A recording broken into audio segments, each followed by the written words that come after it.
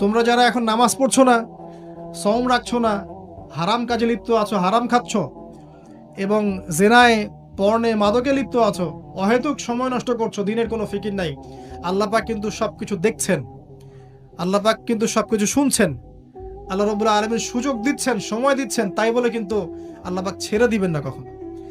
আল্লাহ রাব্বুল আলামিন কিন্তু পুঙ্খানুপুঙ্খ হিসাব নেবেন। এটাই বলছেন, ইন্না বাতশা রাব্বিকা লাশাদীদ। আল্লাহ পাকের শাস্তি কিন্তু বড়ই কঠিন। আল্লাহ পাক আমাদের সবাইকে তার শাস্তি থেকে হেফাজত করুন, আমিন। একটা এক্সাম্পল দিচ্ছি খালি, জাস্ট। আবু তালেব নাম শুনেছেন? কে ছিল? রাসূল সাল্লাল্লাহু আলাইহি ওয়াসাল্লামের চাচা। দীর্ঘদিন, বছরের পর বছর তিনি নবী সাল্লাল্লাহু আলাইহি ওয়াসাল্লামকে সাপোর্ট করেছেন। যদিও তিনি মুসলিম হননি, কিন্তু সাপোর্ট করেছেন, ফাইন্যান্সিয়াল সাপোর্ট, সোশ্যাল সাপোর্ট, তাকে সাপোর্ট দিয়েছেন। কিন্তু শেষমেশ তিনি লা ইলাহা ইল্লাল্লাহ পড়তে পারেন নাই, মুমিন মুসলিম হননি। কিন্তু নবীকে এমন ভাবে সাপোর্ট দিয়েছেন যেটা আরবের কেউ দেয়নি তাকে। তাহলে এই ব্যক্তি কি পাবে পরকালে? সাহাবীরা জিজ্ঞাসা করছেন, আপনার চাচার কি হবে পরকালে? রাসূলুল্লাহ সাল্লাল্লাহু আলাইহি ওয়াসাল্লাম বলছেন, আমার চাচা আমাকে অনেক অনেক খেদমত করেছে, উপকার করেছে দিনের জন্য, কিন্তু ঈমান নিয়ে আসে নাই।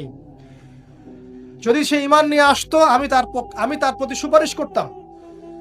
তিনি চাচাকে বলেছিল না, খালি একবার বলেন লা ইলাহা ইল্লাল্লাহ, আমি আপনার জন্য আল্লাহর কাছে সুপারিশ করবো ইনশাআল্লাহ। তিনি ঈমান নিয়ে আনেননি।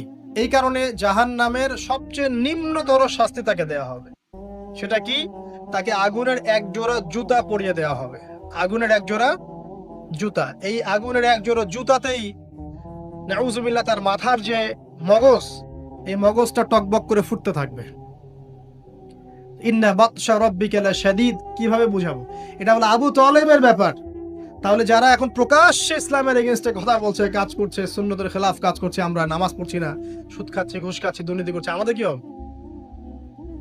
জাস্ট নিজের ফিকির করেন, ডান বাম সব ভুলে যান, নিজের কবরের ফিকির করেন। জাস্ট নিজের কবরের ফিকির করেন যে আপনি আমি কবরে গেলে কি করবো, এই ফিকির করেন। দেখবেন নিজে ভালো হলে সব ভালো হয়ে যাবে ইনশাআল্লাহ। নিজে ভালো হবে না, কিছুই ভালো হবে না। আল্লাহ পাক আমাদের সবাইকে আল্লাহর আযাব থেকে বাঁচান, আমিন।